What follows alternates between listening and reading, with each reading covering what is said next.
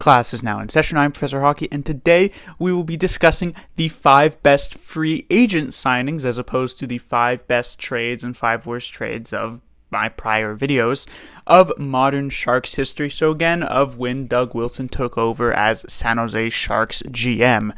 And while unlike trades where Doug Wilson has been making most of his splash with the Sharks, there haven't been necessarily so many insane free agent signings. The closest that the Sharks got was the John Tavares free agent signing of a couple of years ago. He ended up going with the Toronto Maple Leafs instead of the San Jose Sharks. That obviously would have been first on this list otherwise. But there still have been some pretty solid signings throughout the years, as you would hope in a 17-year tenure, and we'll be discussing that now. As honorable mentions, there were a few of them that just couldn't make it onto this list. Manny Malhotra was one. He only stuck with the Sharks for 1 year, but he was very effective in that 1 year with them.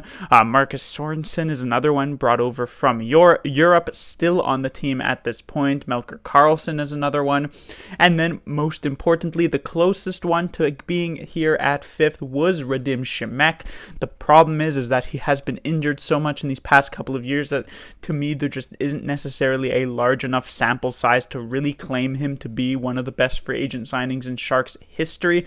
Probably, if I were to make this video next season, he'd probably end up on this list at this point, but I have been burned once before. I had thought, Joakim Ryan was the future for the Sharks on the Brent Burns defensive pairing, and then obviously that didn't end up panning out. So while I don't think Simek is going to go the way of Ryan, and it does seem like Simek does have some staying power there in the top 4, it's a fool me once, shame on you, fool me twice, shame on me kind of situation. So for now, Simek will be an honorable mention. At 5th instead, I do have the signing of Jonas Donskoi.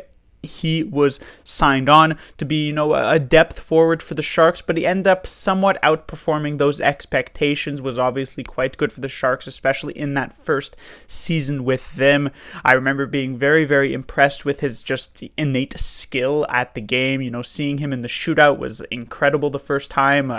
And while he wasn't able to really perform consistently throughout games, he would have some really great moves that would make you think he's one of the best players in the NHL if you were to just watch the tapes. And so obviously, a big thing here as well is the fact that he did score that game winner in the Stanley Cup Finals against the Pittsburgh Penguins to get the Sharks' first ever Stanley Cup Finals game victory. So that definitely played a part in this ranking.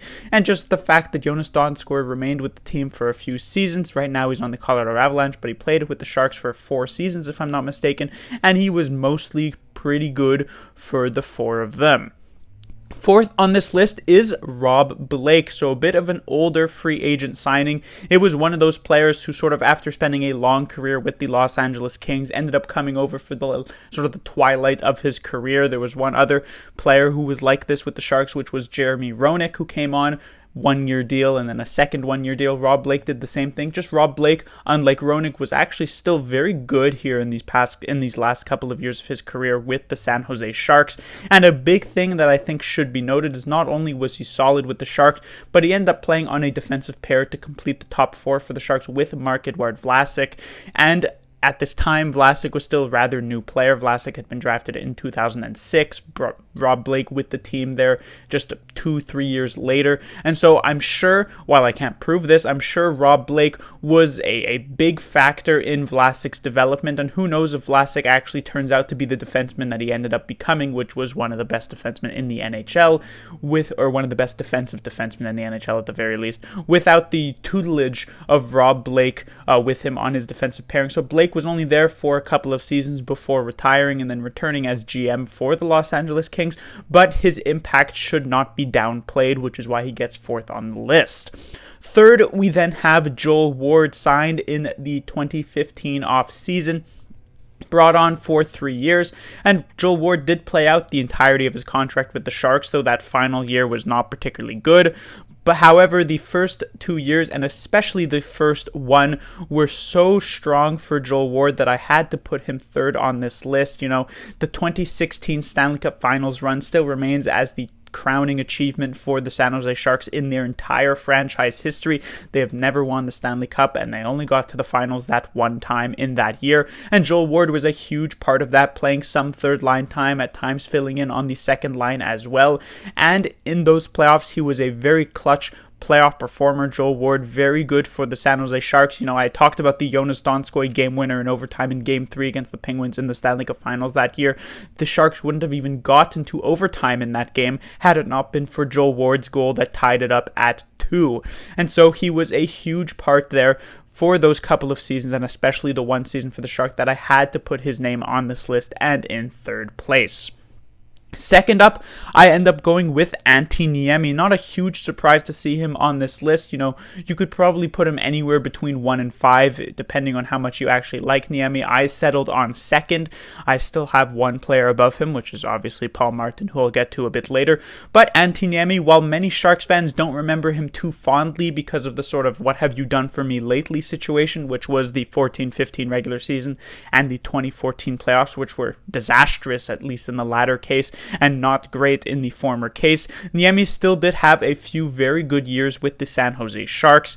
From 2010-11 to the 13-14 regular seasons, he was quite solid. He was even a Vezina finalist in one of those seasons, and while his playoffs were never necessarily, or were not usually fantastic, obviously the 2014 playoffs were a huge disappointment.